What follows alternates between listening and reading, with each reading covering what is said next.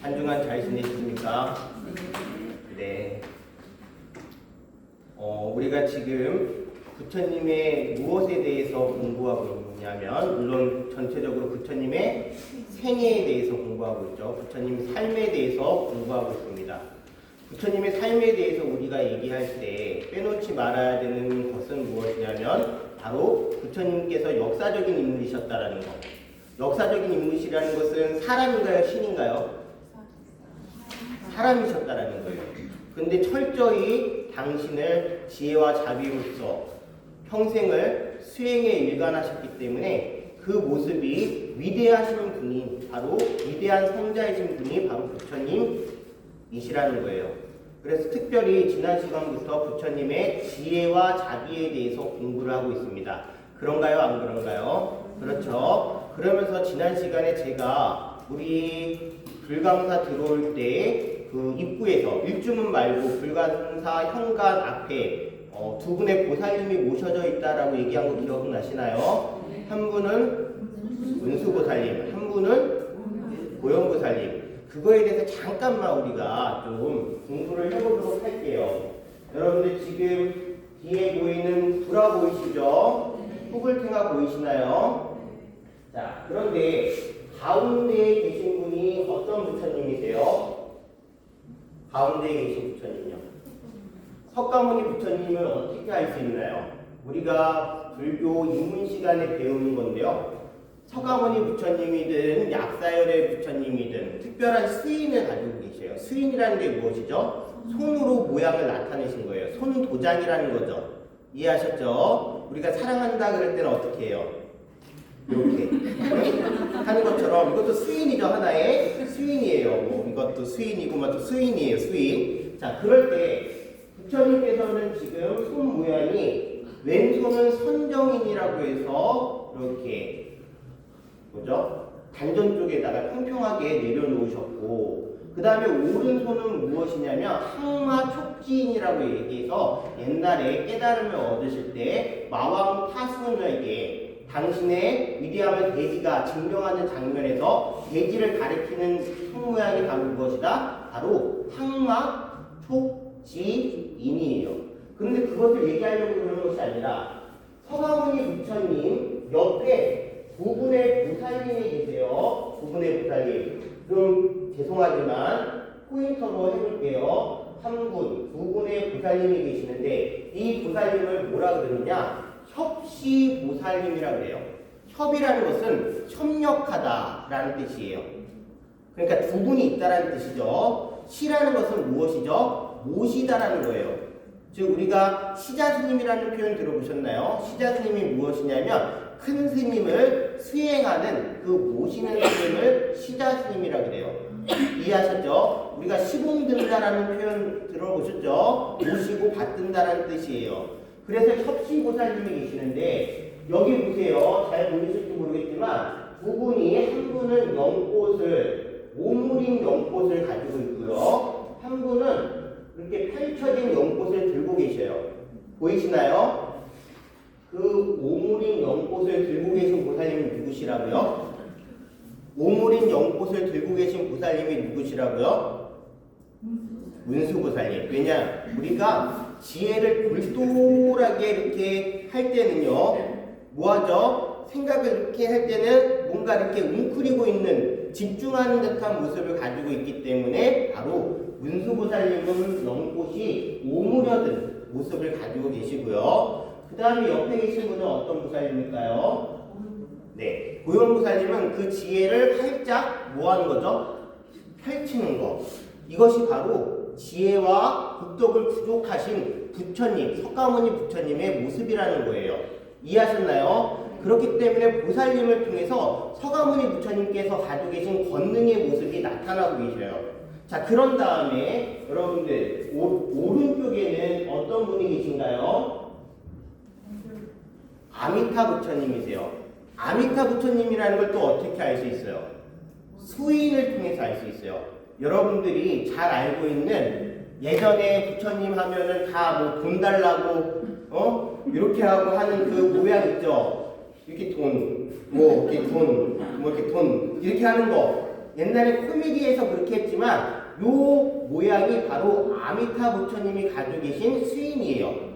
부품 상생인, 즉 사람을 우리가 극락세계를 가더라도 사람이 여러 가지 유형으로 나뉘어요. 9가지 유형으로 나누는데 상해, 가장 최상의 사람이 있어요. 상품, 상생.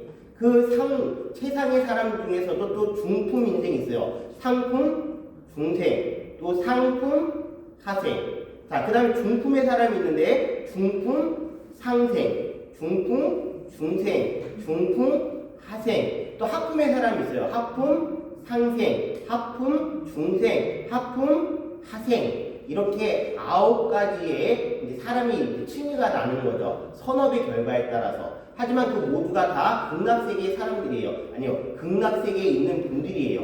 그런 모양을 수인으로 나타냈어요. 뭐 상품 상생은 예를 들어서 이렇게 하고 뭐 상품 하생은 뭐 이렇게 하고 뭐 하는 식으로 있어요. 그래서 지금 나타내고 있는 모습이 바로 제가 알고 있는 중품 중생의 모습이세요.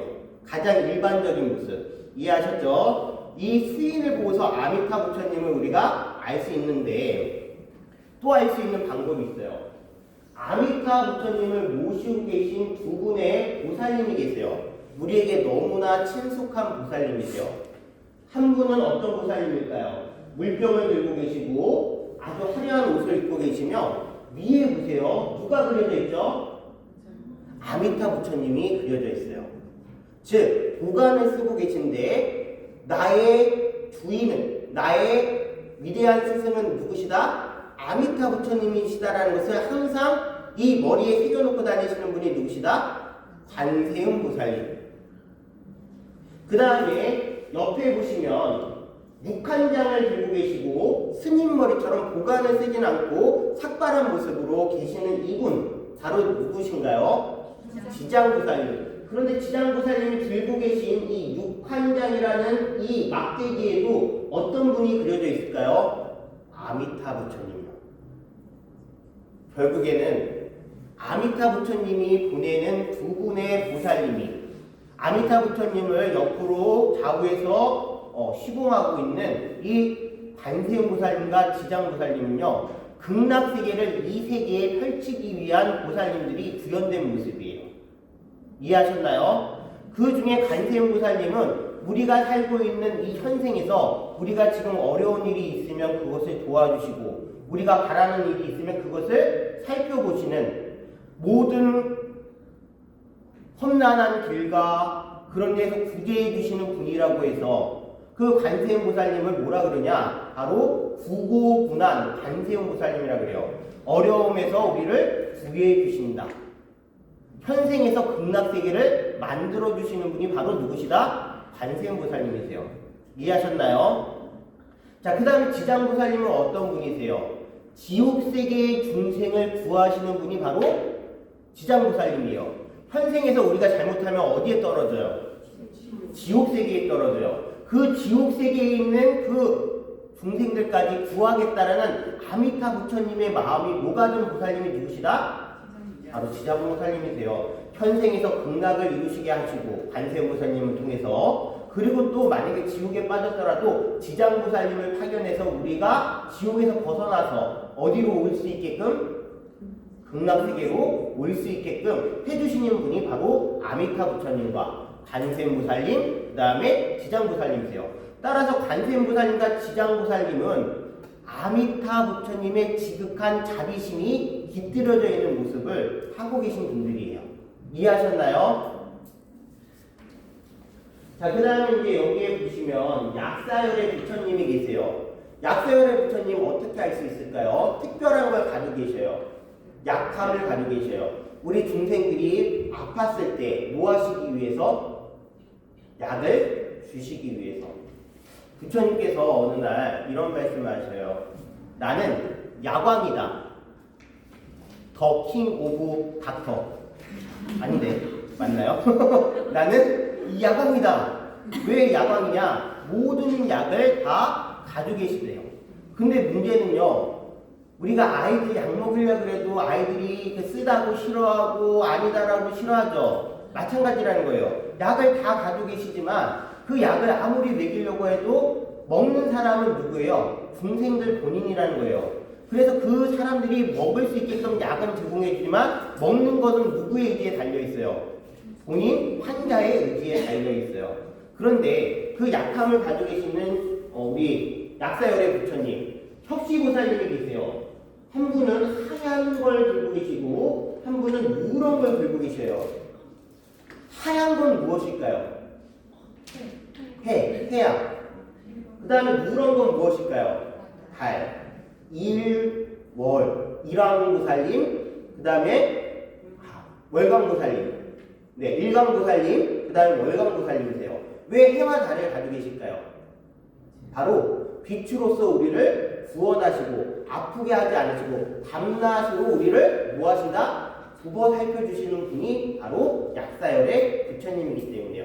자, 이렇게 여러분들 부처님을 통해서 나타날 수 있는 모습을, 부처님이 가지고 있는 특징을 어떤 분들을 통해서 나타내고 있는 거예요? 보살님들을 통해서 우리를 알려주고 계신 거예요. 그 보살님들이 실제 하느냐 보았느냐 이것이 중요한 것이 아니에요. 부처님은 어떠한 마음으로 우리를 보살펴 주신다? 바로 문수의 지혜와 보현의 대행심과 그리고 간세음보살님의 대자비, 그 다음에 지장 보살님이 지옥 중생까지 구제하겠다는 그 대비심의 마음, 그리고 밤낮으로 우리를 굽어 살펴주는 그 마음이 담겨 계신 분이 어떤 분이시다? 바로 부처님이라는 걸 여러분들이 꼭 알아주셨으면 좋겠습니다. 서론이 길었네요. 읽어보도록 하겠습니다. 흔들리고 번덕스러운 마음, 지키기 어렵고 다스리기 어렵다. 지혜로운 사람은 이 마음을 곱게 한다. 화살 만드는 사람이 화살대를 곱게 하듯이. 여러분들, 화살 만드는 사람이 화살대를 가지고 있어요. 화살대라는 게 뭐예요? 화살을 만들 때 몸통이 되는 게 바로 화살대예요. 맨 앞에 있는 건 뭐예요? 화살 촉이에요. 화살대가 구부려져 있다면 여러분들 화살을 날렸을 때 화살이 제대로 된 방향으로 갈 수 있나요? 없나요? 갈 수가 없습니다. 그래서 이 화살대를 얼마나 곱게 만드느냐에 따라서 이것이 정확한 방향으로 맞춰지느냐 안 맞춰지느냐가 중요해요. 그런데 우리의 마음도요, 어떤가요? 어떨 때는 곧을 때도 있지만 어떨 때는 구부러지고 어떨 때는 이그러지고 어떨 때는 녹아 없어지고 어떨 때는 산산이 부서지고 그러고 있습니다. 지혜로운 사람은 어떻대요? 이렇게 부서지기 쉬운 마음, 이렇게 흐트러지기 쉬운 마음, 변덕스러운 마음, 갈대 같은 그 마음을 언제나 뭐 하려고 노력한다는 거예요? 곱게 하려고 노력한다는 거예요. 이해하셨나요? 그것은 마음을 곱게 가짐으로써 올바른 방향으로 나아가서 결국엔 뭐 하려고 그러는 거죠? 번뇌를 여의고 멀리하고 올바른 해탈을 얻기 위해서 그렇게 하는 거예요. 이해하셨죠? 예전에 유마거사라는 분이 있어요. 들어보셨나요? 유마거사라는 분은요, 아주 대단한 보살님이세요. 어떠한 보살님보다 지혜가 뛰어나신 그 유마거사님께서 이런 말씀을 하신 적이 있어요.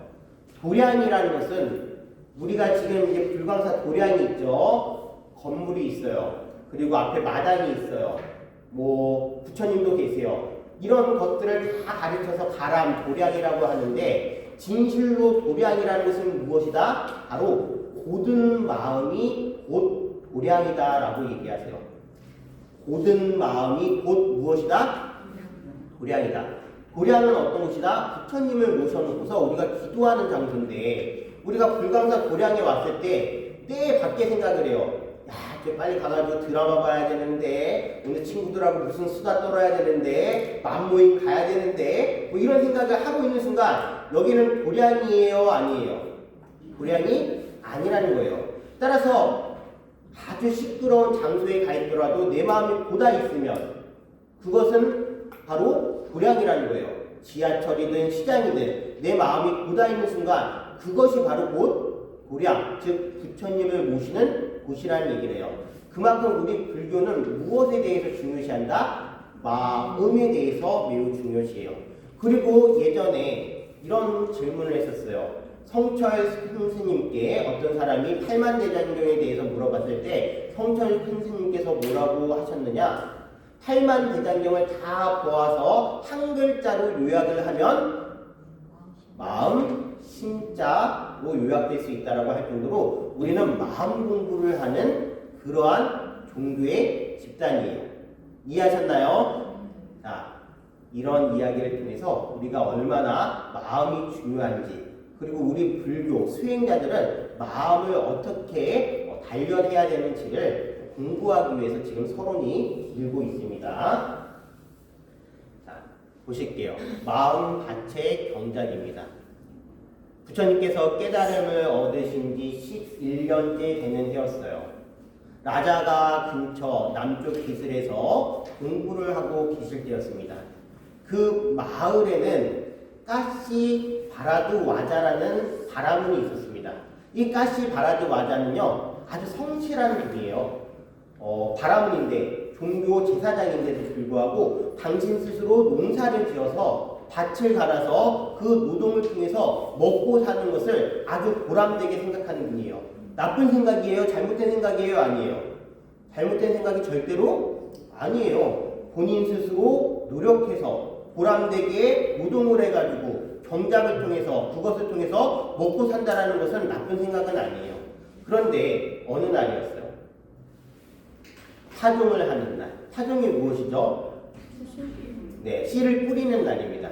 파종을 하는 날이었는데 그때 이제 파종을 하고 이제 그것을 축하하기 위해서 마을에 잔치를 벌였습니다.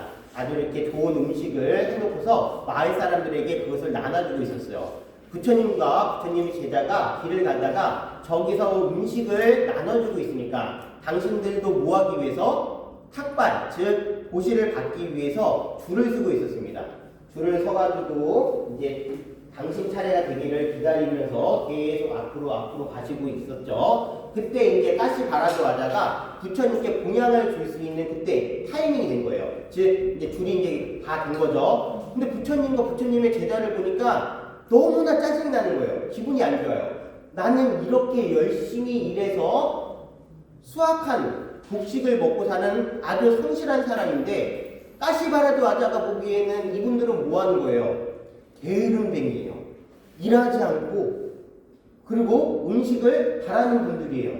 그래가지고 이제 뭔가 비아냥 드는 마음이 들어가지고 부처님께 그러죠. 아니 사문이요, 일하고 경작하고 그렇게 먹고 살아야지 그렇게 그냥 얻어먹어서 해야 되겠습니까? 라고 얘기하니까 부처님께서 뭐라고 하셨냐면 그렇습니다. 바라문이요, 저도 또한 밭을 갈고 노동을 하고 그래서 그거에 따른 공양을 하고 있습니다.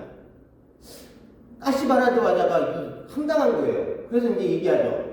곧다마시오, 저는 당신의 쟁기도 본 적이 없고 멍에도 본 적이 없는데 어떻게 당신이 노동을 해서 먹고 산다라고 얘기를 할 수 있나요? 라고 비아냥거립니다. 그때 이제 부처님께서 까시 바라드 와자에게 얘기하는 아주 중요한 말씀이 있습니다. 그것을 같이 보도록 할게요.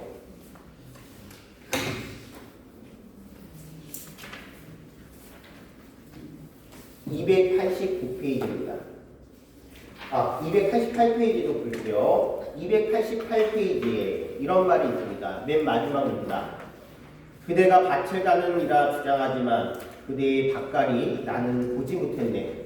밭가는 이라면 물을 테니 대답해 보시오. 그대가 경작한다는 걸 누가 어찌 알겠소? 라고 했을 때 부처님께서 개성으로 대답하십니다. 믿음은 씨앗, 감간을 지키는 단비. 무엇이 씨앗이래요? 믿음이라는 것이 씨앗이고 감간, 우리의 6가지 감각 기관을 지키는 무엇이래요? 단비래요. 지혜는 나의 무엇이래요? 멍에와 증기. 여러분들 멍에가 무엇인가요? 소, 황소, 우리가 이제 밭을 가는 소에게 멍에를 씌워요. 즉 어깨 쪽에다가 큰 이렇게 구부러진 나무 틀을 껴요. 그걸 왜 낄까요? 쟁기를 거기에다가 걸기 위해서. 끈으로 묶으면 쟁기가 막 흔들릴 수 있죠. 멍에를 고정시켜가지고 쟁기를 고정시켜야지만 이 쟁기가 흔들리지 않고 곧바로 갈 수가 있기 때문에 멍에를 하고 쟁기를 해요. 이해하셨나요? 고랑을 갈게요. 자, 지혜라는 것은 나의 멍에라는 거예요. 즉, 나를 울곧게 갈게 하는 힘이라는 거죠. 이해하셨나요? 자, 그 다음에 부끄러움은 쟁기자루. 쟁기자루는 무엇이죠? 쟁기 여러분들 보셨나요? 쟁기가 무엇이냐면 소인데 매달면 그것이 끌어지면서 고랑을 막 만들죠. 그때 맨 앞에 있는 것은 쟁기자루고, 쟁기날이고, 그 다음에 그것을 연결시켜주는 나무가 바로 쟁기자루예요. 부끄러움이라는 것이 바로 그렇게 나를 이끌어주는 쟁기자루래요. 산매라는 것은 무엇이래요? 무엇이래요? 산매는 끈이래요. 끈은 뭐예요? 그 쟁기와 멍에를 단단히 묶어주는 역할을 하는 것이 무엇이죠? 바로 산매라는 끈이라는 거예요. 즉 우리에게 지혜를 묶어주는 힘이 무엇을 통해서 이루어진다? 산매를 통해서 이루어진다는 거예요. 정념. 정념이 무슨 뜻일까요? 정념. 바른 마음 챙김이 바로 정념이에요.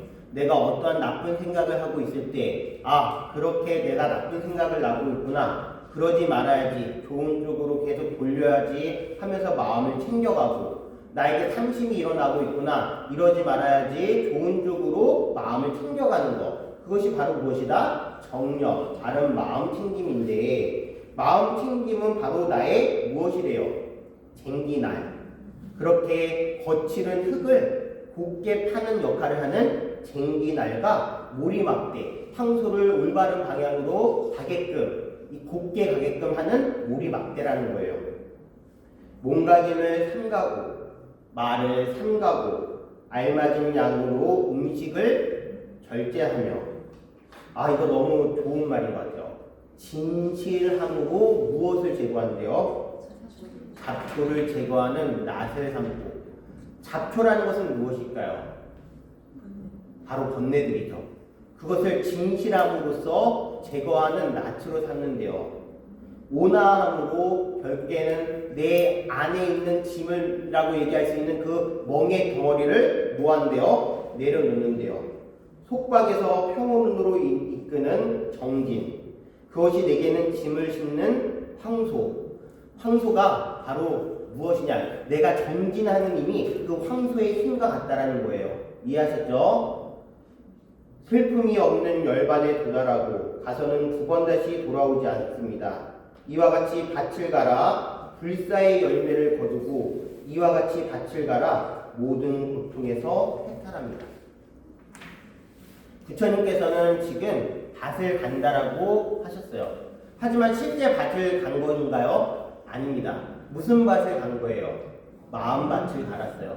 마음이라는 지금은 비옥한 땅, 비옥하지 않은 거친 땅을 정진과 정념과 산매와 지혜를 통해서 비옥한 땅으로 만들고 풍성한 그 번뇌를 없애는 그러한 열매를 얻을 수 있는 비옥한 땅으로 만드는 마음밭의 경작을 하는 것이 바로 부처님이 하는 밭의 경작이라는 거예요. 이해하셨나요? 스님들은 원래 노동을 해가지고 먹고 사는 분이 아니에요. 저희는 원래 탁발을 해서 먹고 살아요. 먹고 산다는 표현이 그렇죠. 수행에 필요한 음식을 얻어요. 그 탁발을 하는 것은 공짜로 얻어먹는 것이 절대로 아니에요. 깊은 수행을 통해서 내 마음에 평안을 얻고 그 평안을 통해서 다른 이들의 무엇을, 즉 평온을 이끌어내기 위한 방편으로 밥을, 공양을 얻는 거예요. 이해하셨죠? 그래가지고 이제 이걸 들은 까시 바라도 와자가 우와, 이 정도 훌륭한 음악을 개성을 읊으시는 분이라면 굳이 노동을 하지 않고도 먹고 살 수 있겠구나 생각을 하면서 자기가 가지고 있는 음식을 베풀려고 그래요. 그때 부처님께서 말씀하세요. 이것이 더 중요한 말이에요. 읽어볼게요. 290페이지입니다. 자, 이제 까시바라드 와자가 우유죽을 탁 내미니까 부처님께서 뭐라고 말씀하시냐면 개송을 읊고 음식을 얻는 사람이 아니라는 거예요. 지금 개송을 읊었다고 그거에 감동받아서 나에게 보시하는 건 나는 가르침을 팔아가지고 밥을 빌어먹는 사람이 아니라는 뜻이죠. 개송을 읊고 음식을 얻는 사람이 아닙니다. 그건 직견이라는 건 뭐예요? 지혜와 견식을 가지고 있는 직견을 갖춘 이가 하지 못할지 깨달은 이 가르침의 대가 바라지 않나니 그저 진실에 머물며 법을 실천할 따름 사랑스럽고 안타깝고 불쌍한 이들 바라무며 그들에게 음식을 베푸소서. 모든 번뇌 잠재운 고요한 성자 바라무며 그 밭에 씨를 뿌리소서. 까시바라드와다는 이제 우유죽을 부처님께 드렸는데 부처님께서 그것을 받으셔야 안 받으셔요? 안 받으세요. 왜냐? 가르침의 대가로 음식을 받으려고 한 것이 아니기 때문에 이미 복의 씨앗은 사라져버렸어요. 그러니까 이제 화가 났죠. 까시바라드 와자가 아니 붓다마시오, 그러면 내가 당신께 올린 이 우유죽은 어떻게 하란 말입니까? 누구에게 주란 말입니까? 거부당했으니까 화가 난 거예요. 부처님께서 말씀하십니다. 이 세상 어디 천상계 하늘의 신이나 또는 뭐 땅의 신이나 또는 바람의 후예나 사문의 후예들 중 왕족의 후예들 중 그 우유죽을 먹고서 소화시킬 사람은 이 세상에 단 한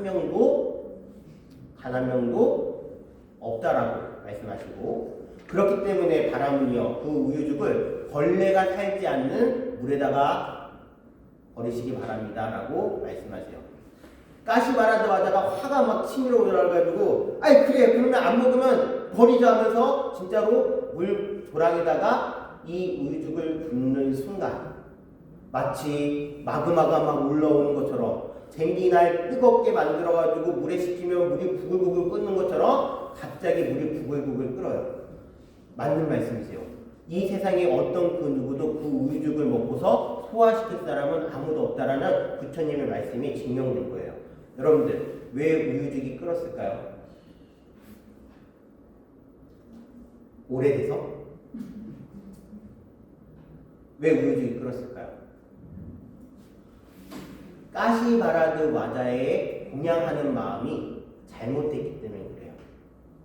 우리가 옛날에 삼륜청정이라고 배웠죠. 삼륜청정이 무엇이냐면 보시를 할 때 어떠한 마음 자세여야 되느냐, 보시하는 사람도 깨끗한 마음으로 해야 되는 것이고 보시를 받는 사람도 깨끗한 마음으로 보시를 받아야 되는 것이고 보시하는 공양물도 아주 깨끗한, 즉 뭐 훔치거나 빼앗거나 한 그런 공양물이 아니어야 된다는 걸 얘기했습니다. 지금 공양의 방법이 잘못됐기 때문에 이러한 문제점이 생기는 거예요. 이제 까시바라드 와자가 반성을 하죠. 부처님께 나아가서 존경의 예를 표하고 부처님께 기의합니다.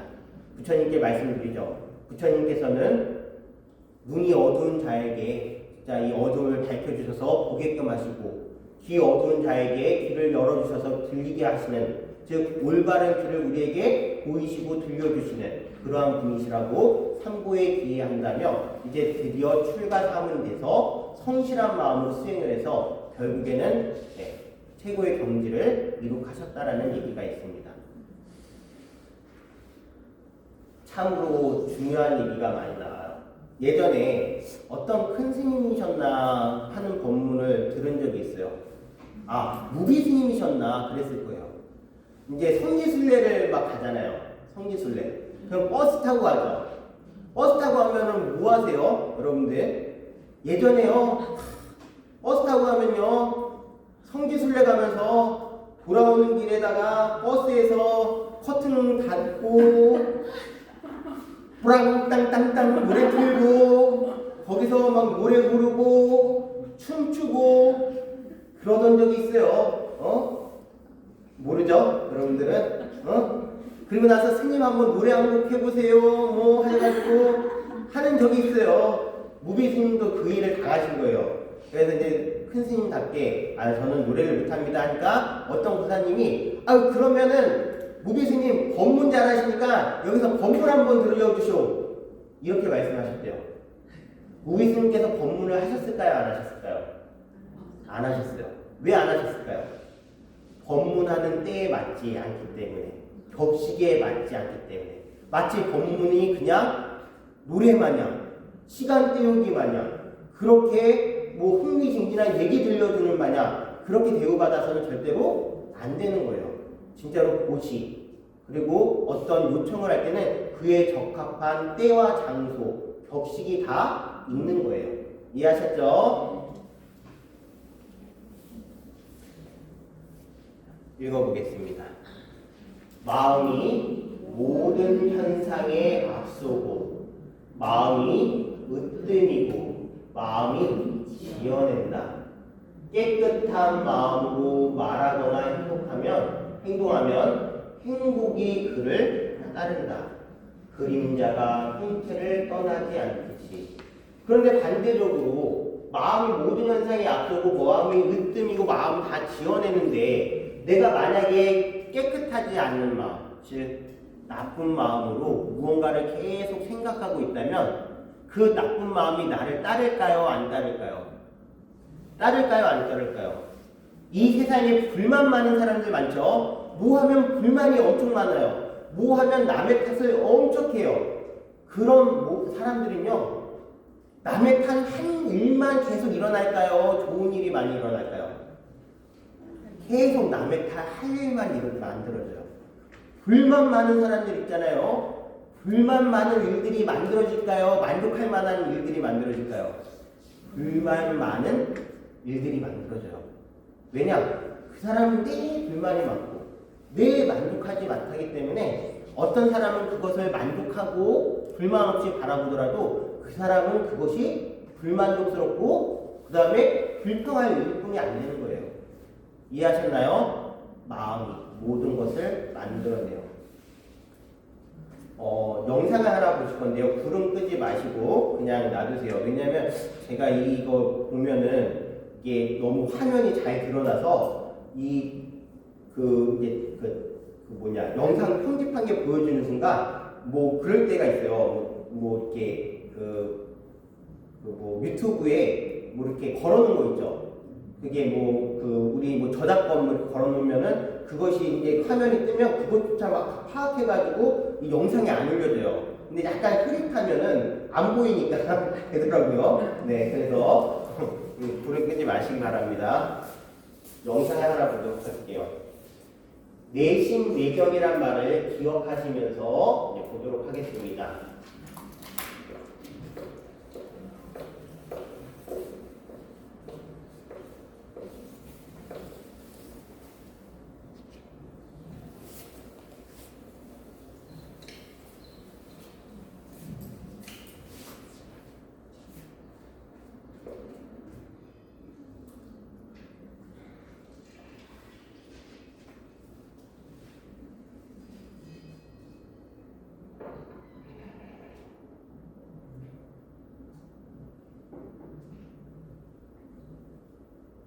날이 춥죠?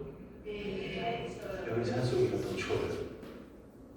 추운 날 우리 여기 왜 왔어요? 좋은 말씀 들으러 왔어요. 좋은 말씀을 흉불나고요. 마음 공부하러 왔습니다. 네. 마음 공부하러 왔죠. 근데 마음을 왜 공부해요? 다들 마음 있잖아요. 근데 그걸 왜 공부해요?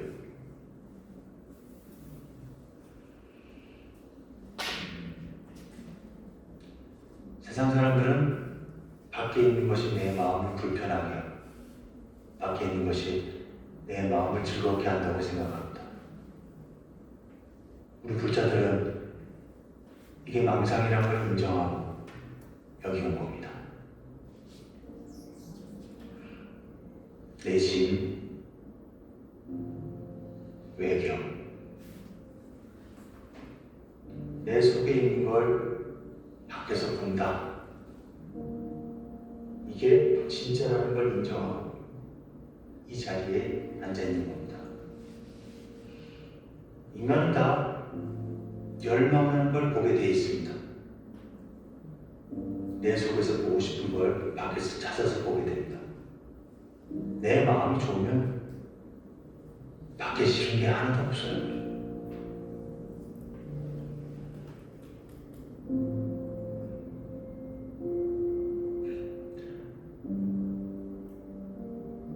제가 옛날에 마음이 아주 죽겠어서 보험사 토굴에 와서 3일 밤낮을 기도하는데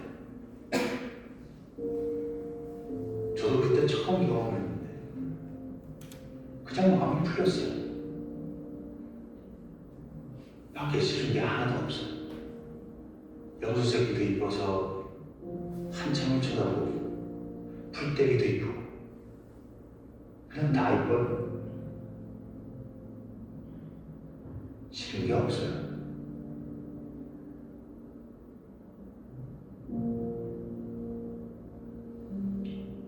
선물하십시오.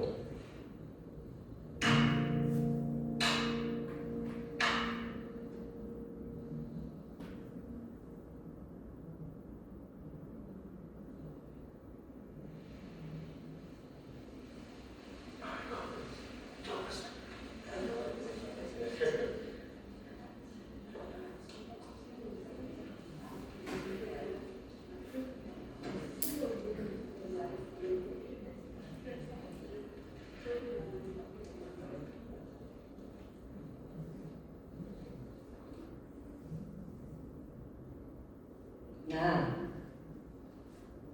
온몸이 다 아파. 안 아픈 데가 없어. 아침에 눈 떠지는 게 싫고 눈 뜨면 눈물부터 나. 네가 오면 안 아플 것 같아. 그러니까 와. 그만 와. 그만 와. 나 혼자 늙어 죽기 싫어. 밥 먹자. 가자. 염소새끼도 사랑하고 뿔뜨기도 사랑하면서 나는 왜 안 사랑해? 너 여기서 좀더 못해. 나 같은 지랄 맞은 놈들이 나를 사랑하는 듯도 하지. 이런 새끼가 초등학교 선택도 못해. 내려와. 여기 확 불질러 버리기 전에 내려와.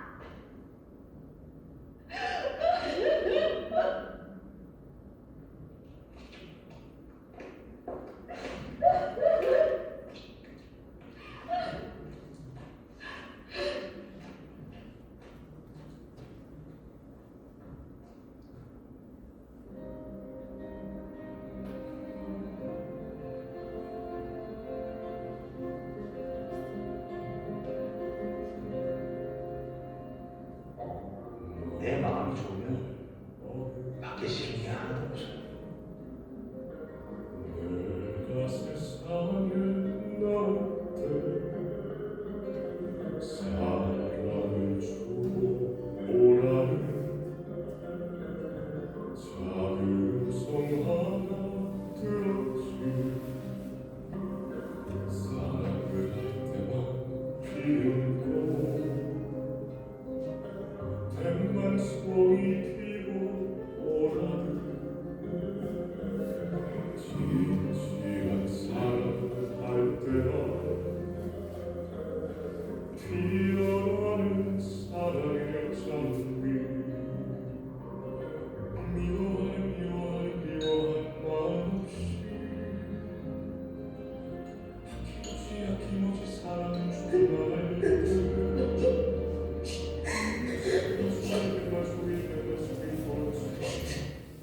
좀 긴 내용이었는데 이 나의 아저씨라는 드라마를 예전에 한 적이 있었어요. 거기서 지금 이제 겸덕이라는 스님이 나오죠. 그리고 옛날에 첫사랑이 이제 나오는 거예요. 이 장면을 보여드린 이유는 물론 이제 저의 제가 이제 스님이고 아 저는 오나라가 왔으면 네 농담이고요. 중요한 건 그렇습니다. 이제 여기서 겸덕이라는 스님께서 말씀하시죠. 내심예경이라는 거. 내 마음이 힘들면 이 세상의 모든 것들이 다 힘들고 슬퍼 보이고 그래요. 하지만 내 마음이 기쁘고 행복하면요, 이 세상의 모든 것들이 다 기쁘고 행복해 보여요. 지금 오나라가 이제 연기하는 정이라는 이제 여자가 첫사랑인 이 겸덕 스님을 잊지 못해서 내려오라고 하죠. 난 온몸이 다 아프고 그렇다고. 그것 또한 왜 그런가요? 그 마음이 계속 어디에 집착되어 있기 때문에 겸덕이라는 첫사랑에 집착되어 있기 때문에 그런 거죠. 내려오면 안 아플 것 같다라는 것도 당신의 착각이에요. 그러겠죠? 내 마음이 그런 것일 뿐 그것은 사실이 아니에요.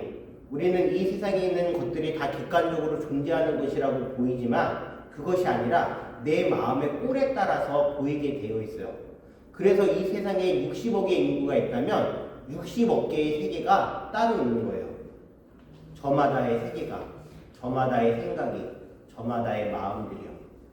우리 수행자는 그런 흐트러진 마음들을 어떻게 진짜로 어디서 벗어나게끔, 이러한 집착에서 벗어나게끔, 분노에서 벗어나게끔 하게끔 계속 돌이켜 세우는 게 우리 수행자가 하는 마음밭의 동작이라는 거. 이 비유가 매우 중요하기 때문에 계속 예를 들고 있다는 거예요. 또한 또 한 가지의 예를 들 거예요. 이것은 우리 불교에 나오는, 부처님 말씀에 나오는 얘기가 아니라 성경, 즉 예수님 말씀에서 나오는 내용을 여러분들에게 오늘 또 들려드리도록 할 거예요.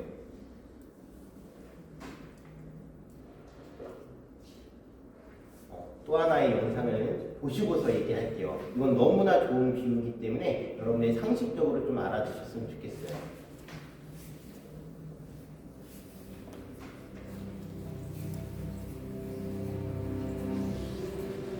씨 뿌리는 자가 나가서 씨앗을 뿌리니 더러는 길가에 떨어지니 그것을 새들이 와서 먹어버렸고 일부는 흙이 얕은 돌밭에 떨어지매 곧 싹이 트나 그곳에 흙이 깊지 못하므로 해가 뜨자 타버리고 뿌리가 없어 시들어버린다. 또 일부는 가시떨기 사이에 떨어지매 가시가 자라서 기운을 막아버린다. 그러나 일부 비옥한 땅에 떨어진 씨앗은 어떤 것은 100배, 어떤 것은 60배, 어떤 것은 30배로 열매를 맺느니라. 들을 귀 있는 자는 들을지어다.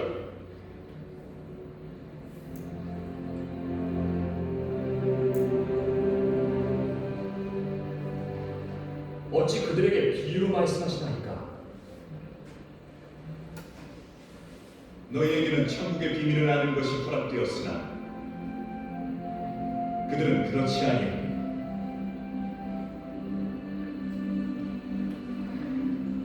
있는 자는 받아서 더 풍성하게 되나 없는 자는 가진 것조차 빼앗기리라. 그러므로 내가 비유로 말하는 것은 그들이 보아도 보지 못하고 들어도 듣지 못하며 깨닫지 못하기 때문이다. 이사야의 예언이 그들에게 성취되었으니 일렀으되 너희가 들어도 깨닫지 못하며 보아도 알지 못하리라.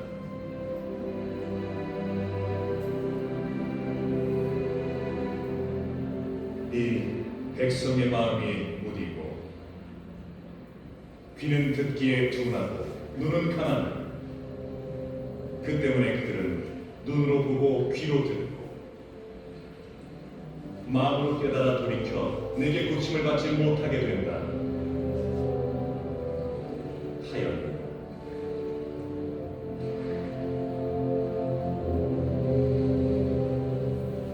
그러나 너희의 눈은 보고 귀는 들음으로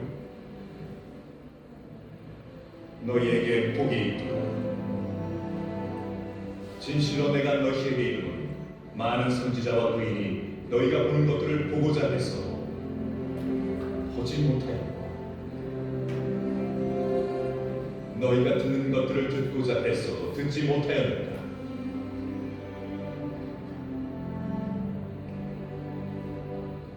그런즉 씨 뿌리는 자의 비유에 귀 기울이라.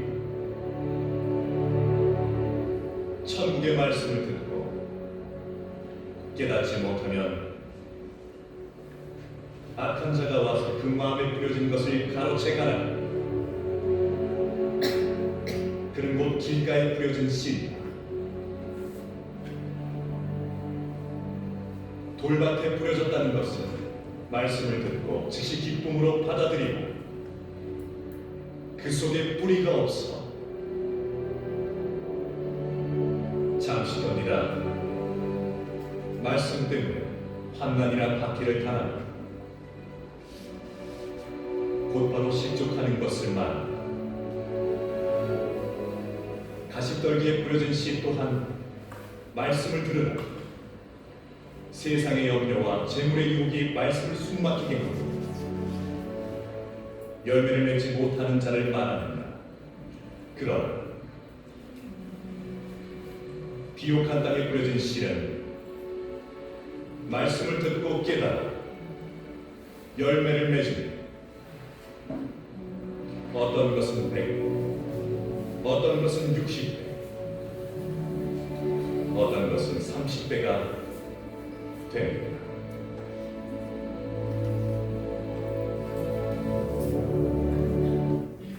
잘 보셨나요? 자, 이번에는 씨 뿌리는 자의 비유입니다. 물론 씨 뿌리는 자라고 하지만 우리를 어떻게 얘기하냐면 밭에 비유합니다. 어떤 것은 길가라는 밭이고요. 어떤 것은 돌밭이라는 밭입니다. 또 어떤 땅은요, 비옥해요. 그것이 우리의 마음 상태를 이야기합니다. 이제 예수님이 많은 사람들을 대상으로 이야기를 하죠. 비유로서 설명하십니다. 씨 뿌리는 자가 있어서 그 씨를 어디에 뿌릴 때마다 그 씨앗이 잘 내려서 잘 자라는지 아니면 해만 뜨면은 그냥 시러지는지 이런 비유를 통해서 우리에게 무엇을 알려주시는 거냐? 바로 마음을 비옥하게 만들어야 되고 믿음의 씨앗이 잘 자랄 수 있는 고든 마음이 되게끔 만들어야 된다는 얘기를 하시는 겁니다. 여기서 이런 얘기가 나오죠. 이제 제자들이 이 비유를 듣고서 왜 그들에게 비유로 말씀하시나이까? 라고 물어봅니다. 이때 대답하여 이르시되 천국의 비밀을 아는 것이 너희에게는 허락되었으나 그들에게는 아니 되었나니. 이것은 무슨 뜻일까요? 바로 우리가 믿음을 가지고서 귀 기울여서 들으려고 하는 순간 천국의 문, 진실의 문, 즉 번뇌로부터 벗어날 수 있는 그 문이 열리지만 우리가 귀를 닫고 듣지 않으려 하고 눈을 감고 보지 않으려 한다면 그 천국의 문, 진실의 문, 번뇌로부터 벗어날 수 있는 문은 아무리 보여주려고 해도 보일 수가 없고 들려주려고 해도 들을 수가 없다라는 그러한 얘기를 하고 계십니다. 진리의 입장에서 보면은 부처님의 말씀과 예수님의 말씀이 하나 그릇되고 다른 게 절대로 없다라는 겁니다. 맨 마지막에 이런 말이 나오죠. 좋은 땅에 뿌려졌다는 것은 말씀을 듣고 깨닫는 자니 결실하여 어떤 것은 100배, 어떤 것은 60배, 어떤 것은 30배가 되느니라 하시더라. 마태복음 13장 1절부터 23절 말씀을 자매들과 함께 오늘 나눴습니다.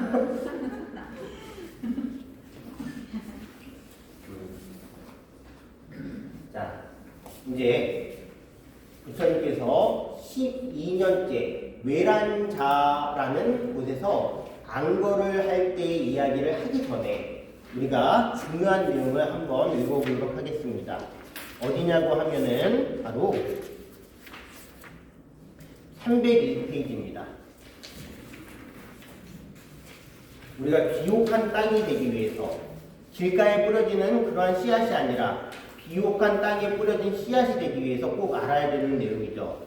도대체 행복의 문과 파멸의 문은 무엇인가? 우리에게 행복을 주는 것은 무엇이고 파멸로 이끄는 것은 무엇인가? 부처님께서 찾으셨나요? 301페이지입니다. 행복과 파멸의 문. 부처님께서 사와띠 기원정사에 계실 때였다. 한밤중이 지나 아름다운 모습의 천인이 기원정사를 환히 밝히며 부처님께 찾아왔다. 세존이시여, 모두들 최상의 축복을 소망하며 행복에 관해 생각합니다. 세존이시여, 무엇이 세상을 살아가는 사람들에게 세상의 행복입니까? 부처님께서 말씀하셨다. 어리석은 사람과 사귀지 말고 슬기로운 사람과 가까이 지내며 존경할 만한 사람을 공경하는 것, 이것이야말로 세상의 행복입니다. 분수에 맞게 살고 일찍부터 공덕을 쌓아 스스로 바른 선을 세우는 것, 이것이야말로 세상의 행복입니다. 많이 배우고 익히며 절제하고 훈련하여 의미 있는 대화를 나누는 것, 이것이야말로 세상의 행복입니다. 어머니와 아버지를 섬기고 아내와 자식을 돌보며 일을 함에 있어 부산하지 않는 것, 이것이야말로 세상의 행복입니다. 더불어 나누고 정의롭게 살며 친지를 보호하고 비난받지 않을 행동에 게으르지 않은 것, 이것이야말로 세상의 행복입니다. 악을 싫어하여 멀리하고 술을 절제하며 가르침을 실천함에 게으르지 않는 것, 이것이야말로 세상의 행복입니다. 존경하고 겸손하며 만족스러워하고 감사할 줄 아는 마음으로 적절한 때에 가르침을 듣는 것, 이것이야말로 세상의 행복입니다. 인내하며 온화한 마음으로 수행자를 만나 가르침을 서로 논의하는 것, 이것이야말로 세상의 행복입니다. 감간을 지켜 청정하게 살며 거룩한 진리를 간주하여 열반을 이루는 것, 이것이야말로 세상의 행복입니다. 세상살이 많은 일들에 부딪혀도 마음이 흔들리지 않고 슬픔과 번민 없이 안온한 것, 이것이야말로 세상의 행복입니다. 이러한 방법으로 그 길을 따르면 어디서든 실패하지 않고 어디서든 번영하리니 이것이야말로 세상의 행복입니다. 여러분들, 이 글을 읽고서 여러분들 행복의 길로 지금 가고 있습니까? 내 삶이 지금 여기에 보여져 있는 것처럼 분수에 맞게 살고 일찍부터 공덕을 쌓아 스스로 바른 서원을 세우는 것, 또는 존경하고 겸손하며 만족스러워하고 감사할 줄 아는 마음으로 적절한 때에 가르침을 듣는 그러한 삶을 살고 있다면 행복의 문으로 들어가고 있는 중이죠. 근데 파멸의 문을 볼게요. 천인이 이제 묻습니다. 그럼 또 파멸하는 사람들에 대해서도 여쭙겠습니다. 세존이시여, 파멸에 이르는 문은 무엇입니까? 번영하는 사람도 알아보기 쉽고 파멸하는 사람도 알아보기 쉽습니다. 참된 이치를 사랑하는 사람은 번영하고 참된 이치를 싫어하는 사람은 파멸합니다. 착하지 않은 사람들을 사랑하고 착한 사람들을 사랑하지 않으며 나쁜 사람이나 하는 짓을 즐기는 것, 이것이야말로 파멸의 문입니다. 잠꾸러기에 여럿이 어울리는 것을 좋아하고 애써 노력하는 일 없이 나태하며 곧잘 화를 내는 것, 이것이야말로 파멸의 문입니다. 자기는 풍족하게 살면서 늙고 쇠약한 부모를 돌보지 않는 것, 이것이야말로 파멸의 문입니다. 바람과 수행자 혹은 걸식하는 이들을 거짓말로 속이는 것, 이것이야말로 파멸의 문입니다. 엄청난 재물과 황금과 먹을 것을 가진 사람이 맛있는 음식을 혼자서 먹는 것, 이것이야말로 파멸의 문입니다. 혈통을 자부하고 재산을 자랑하고 가문을 뽐내면서 자기 친지를 멸시하는 것, 이것이야말로 파멸의 문입니다. 여자에게 미치고 술에 중독되고 도박에 빠져 버는 족족 없애버리는 것, 이것이야말로 파멸의 문입니다. 자기 아내로 만족하지 않고 매춘부와 놀아나며 남의 아내와 어울리는 것, 이것이야말로 파멸의 문입니다. 청춘을 넘긴 남자가 띵바루 열매 같은 가슴에 젊은 여인을 유혹하고 또 그녀에 대한 질투로 밤잠을 설치는 것, 이것이야말로 파멸의 문입니다. 술에 취하고 재물을 낭비하는 여자나 남자에게 실권을 맡기는 것, 이것이야말로 파멸의 문입니다. 왕족의 집안에서 태어난 이가 권세는 적으면서 욕심이 지나치게 커 이 세상의 왕위를 얻고자 하는 것, 이것이야말로 파멸의 문입니다. 천인은 조용히 예배하고 자리에서 물러났다. 여러분들 파멸의 문도 봤어요. 파멸의 문을 보면서 생각을 해보시죠. 나는 파멸의 문으로 가고 있는 길을 가고 있는지 행복의 문으로 가고 있는 길을 가고 있는지 부처님께서는 명확하게 우리에게 일러 주셨죠. 자, 그것이 바로 지혜와 자비로서 충만하신 우리 부처님께서 우리에게 알려준 진실입니다. 천인이 예배하네 찬양. 제가 성가대요. 자, 이제 12년째 외란자에서 있었던 일입니다. 부처님께서 그때는 사학기 기원정사에서 여러 비구와 함께 500명의 비구와 함께 수행을 하던 시기였어요. 사학기 기원정사의 왕은 누구시죠? 바로 빠세나니 대왕입니다. 그 빠세나니 대왕이 한 바라민에게 우따까란가 이름이 그렇습니다. 그 왕에게 하사한 땅이 바로 외란자예요. 그 우따까라라는 왕이 이 사와티 기원장사에서 부처님을 뵙고서 존경하는 마음이 갑자기 존경심이 일어나는 겁니다. 그래서 이제 부탁을 하죠. 우따까라가 아니라 아끼따사요. 아끼따사 왕인데 아끼따사 왕이 이제 부처님께 부탁을 하죠. 다음 안건은 우리 외란자로 와서 우리 부처님 그리고 제자들과 함께 수행을 하시면 제가 극진하게 공양을 올리겠습니다. 3개월 공부하실 내내 제가 공양을 바쳐 올릴게요라고 약속을 합니다. 그거에 대해서 이제 부처님께서 약속을 받으시고 다음 무광거, 즉 무기양거 때 어디로 가시냐면 바로 외란자로 가셔요. 근데 이런 웬걸요? 아키타사 왕이 그렇게 약속을 했음에도 불구하고 그때는 잠깐 일어난 존경심 때문에 약속을 했지만 부처님이 오는 순간 문을 다 걸어 잠그고 마을 어귀에서 아예 들어오지 못하게 받아들여주질 않은 겁니다. 무한거 내내 3개월 내내 비구들이 뭐에 시달렸을까요? 공양이 들어오지 않으니까 배고픔에 시달렸습니다. 게다가 그 외란자라는 곳은요 불법이 아직 크고 넓게 퍼진 곳이 아니기 때문에 탁발을 나가도 사람들한테 호응이 없어서 탁발을 얻지 못하는 겁니다. 이제 비구들이 난리가 난 거예요. 우리가 그렇죠. 배고프면 못 참죠. 근데 목건년 즉 목갈라라는 존자가 이제 부처님을 찾아가가지고 말씀을 드리죠. 부처님이시여, 지금 많은 비구들이 공양물이 없어서 배를 쫄쫄 굶고 있고 수행을 하지 못하고 있습니다. 이런 어려운 사정을 타파하기 위해서 쌀이 자생하는 곳으로 가가지고 제가 거기서 쌀을 가지고 오겠습니다라고 부처님께 청을 이제 드립니다. 부처님께서 그러십니다. 못 갈라나요? 그대의 신통력이라면 분명히 쌀을 가지고 올 수 있어. 하지만 그렇다면 숙세의 과업이 풀리지 않기 때문에 나는 그것을 허락하지 않겠소라고 이야기합니다. 이 단어를 꼭 기억해 주세요. 숙세의 무엇이요? 과업. 부처님께도 숙세의 과업이 있다는 거예요. 지금 그 일 때문에 이런 일이 벌어지고 있다는 것만 알아두시고. 자, 그런 다음에 이제 무한거가 끝날 때쯤, 한 일주일 전쯤에 이제 아난다를 부릅니다. 아난다를 부르죠. 바로 부처님의 시자입니다. 아난다야.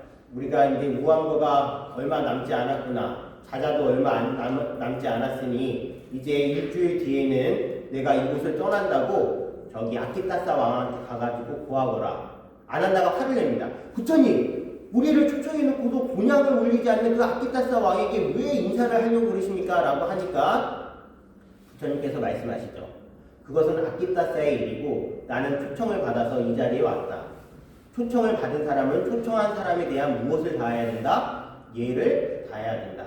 따라서 내가 떠남을 그에게 알리거라. 라고 해서 아난다가 아키타사 왕을 찾아가서 부처님께서 일주일 뒤에 이제 무한거를 마치시고 떠난다라는 것을 알리자마자 아키타사가 이제 반성에 생각이 드는 겁니다.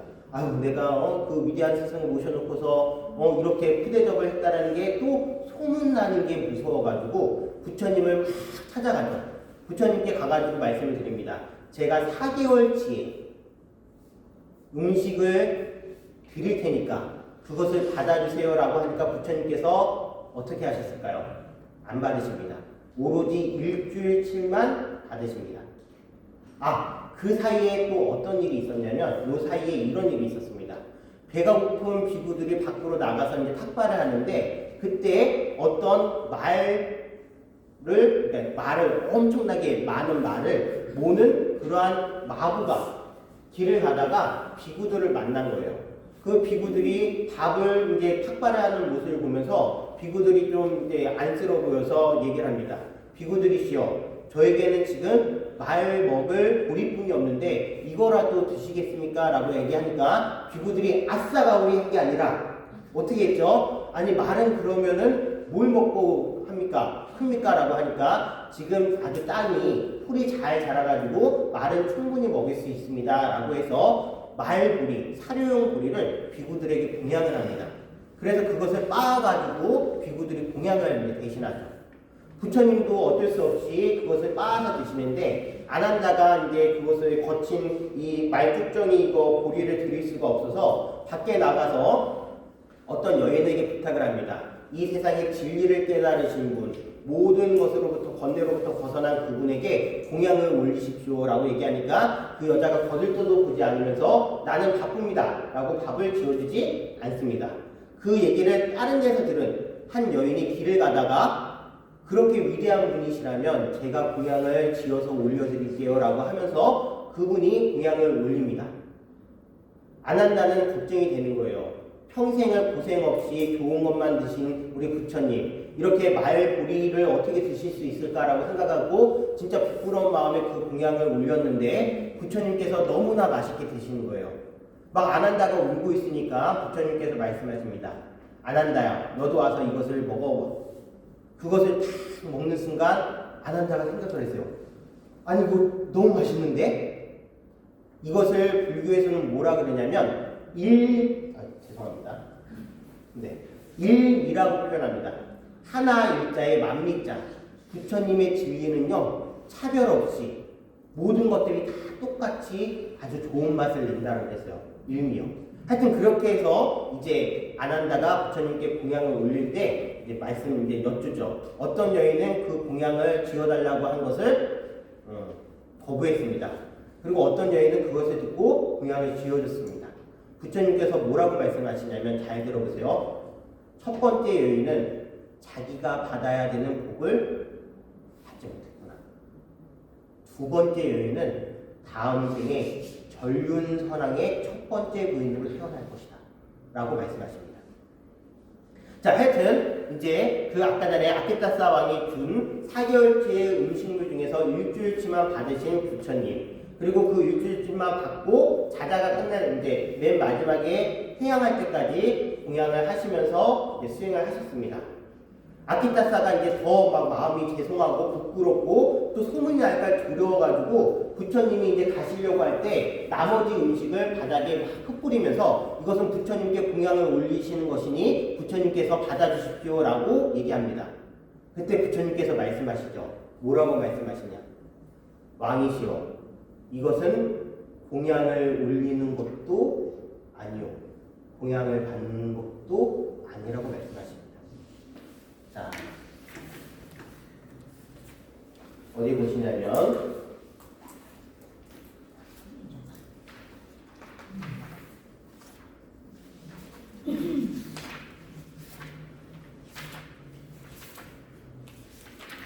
295페이지 보겠습니다. 295페이지에서 하나, 둘, 셋, 넷, 다 첫 번째 줄입니다. 295페이지 다섯 번째 줄. 부처님이 제기하셨다. 곡식은 입으로 먹어 사용하는 것입니다.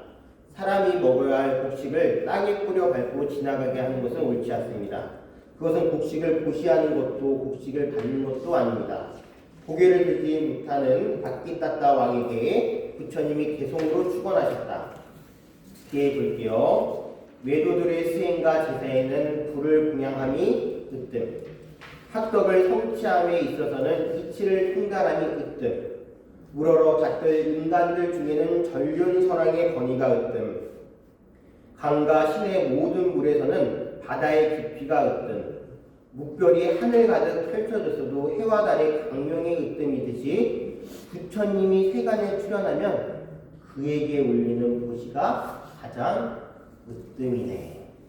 아까 전에 그 보리를 아주 정성스럽게 공양으로 해가지고 올린 그 여인의 보시는 참으로 큰 복덕이라고 이야기할 수 있죠. 아까 전에 제가 이 이야기를 들려드리면서 마하목건년 존자가 쌀을 가지러 오려고 했지만 그것을 만류한 부처님이 무엇이라고 얘기했죠? 숙세의 가보가 없어지지 않기 때문에 그것을 만류하셨다라고 얘기했습니다. 예전에 부처님께서 부처님이시기 전에 비바섭 부처님이 이 세상에 계셨을 때의 일입니다. 그때 반두왕이라는 분이 있었는데 그 반두왕이 비바섭 부처님을 존경하고 그 제자들을 공양하기 위해서 노력을 했습니다. 그것을 들은 산왕이라는 분이 있는데요. 그 산왕은 바라문이면서 500명의 제자를 둔 훌륭한 바라문이었지만 비바섭 부처님이 공양을 받는 모습 그리고 반두왕이 비바섭 부처님만 존경하는 모습을 보면서 무엇이 일어났냐면 질투심이 일어났습니다. 어느 날 비바섭 부처님과 그의 제자들이 반두왕의 초청을 받아가지고 공양을 받고서 그것을 가지고서 마을 어귀로 올 때 이 산왕이라는 분이 그 음식을 좀 보고서 더 기분이 나빴습니다. 너무나 좋은 음식들이 거기에 공양되어 있는 거예요. 그래서 당신의 제자들에게 뭐라고 얘기했냐면 이렇게 얘기합니다. 아니 부처님이라는 분이 말이야 저렇게 좋은 음식을 먹고 말이야 말 고리용 그런 그거나 드셔야지 라고 이야기하는 것이 바로 당신의 과거생의 모습이었기 때문에 당신이 예전에 비바섭 부처님을 질투한 모습으로 500명의 제자들과 함께 부처님을 험담했기 때문에 내가 지금 이 생에 태어나서 말고리용 그 사료용 고리를 먹는 그러한 것으로서 숙세의 가업을 씻어냈다라고 이야기하십니다.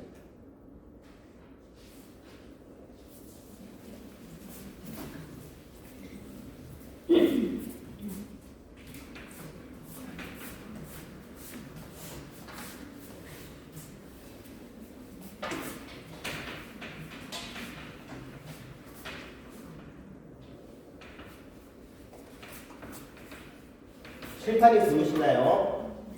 예전에 중국에 백장선사라는 분이 있습니다. 그 백장선사라는 분이 상당법어가 무엇이냐면 우리 그 법당에 올라가면은 학장님께서 이렇게 단에 자에 올라가서 법문을 하시죠? 그게 바로 상당법어라는 거예요. 이렇게 올라가서 법어를 하는 거예요. 그 상당법어를 할 때마다 저기 제자들 사이에서 못 보는 얼굴이 한 노인분이 맨날 와서 그 상당 법문을 듣고 있는 겁니다. 그리고 법문이 끝나면 돌아가고요. 법문이 끝나면 돌아가고요. 그런데 어느 날 모든 법문이 끝나가도 이 노인이 자리를 떠나지 않고 기다리고 있는 겁니다. 그리고 나서 백장선사께 질문을 하죠. 선사시오, 저는 예전에 이 절에서 주지를 살았던 스님입니다. 그때 어떤 한 학인이 저에게 질문을 했습니다. 공부를 많이 하신 스님들께서는 인가에 떨어지지 인가가 무엇인지 아시죠? 인가라는 것은 원인과 결과입니다. 그 원인과 결과에 어떻습니까? 라고 물어보니까 그때 이 주지 스님이 뭐라고 대답했냐면 이렇게 대답합니다. 불, 나, 인, 가. 즉 인가에 떨어지지 않는다라고 얘기했답니다. 그 각오로 이 주지 스님은요 다음 생에 태어날 때 여우의 몸으로 태어난 겁니다. 그래서 지금은 여우가 뭐 한 거죠? 변신을 해가지고 노인의 모습을 나타내서 큰 스님, 즉 백장선사에게 다시 한번 질문을 하는 겁니다. 백장선사시오, 당신이라면 그때 학인이 그렇게 물었다면 어떻게 대답했겠습니까? 노인이시여, 그러면 그 학인처럼 저에게 한번 여쭤봐 주세요. 큰 스님들은, 공부를 많이 하신 분들은 인가에 어떻습니까? 백장선사가 얘기합니다.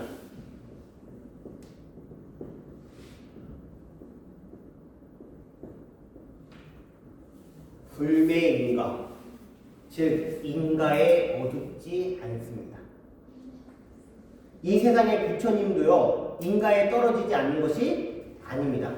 뭐한 것이죠? 인가에 어둡지 않기 때문에 그 숫자의 각오를 풀 수 있는 지혜를 가지고 계신 겁니다. 이해하셨나요?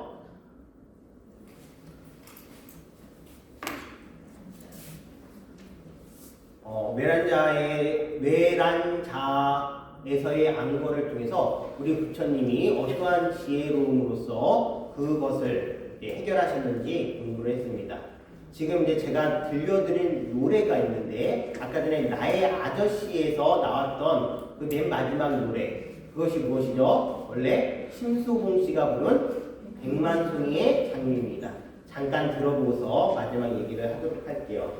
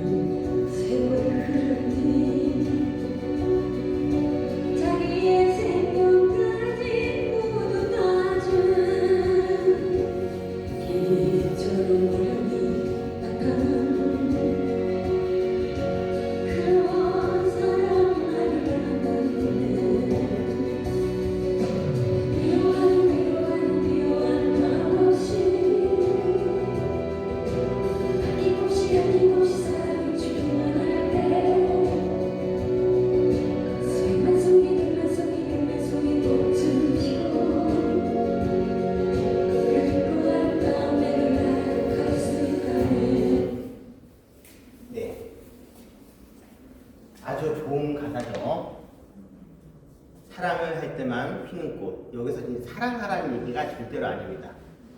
우리는 이 세상에 올 때 다 자기만의 이유를 가지고서 태어난다는 것을 모르고 있다는 거예요. 우리는 분명히 이 세상에서 풀어야 할 것들을 가지고 태어납니다.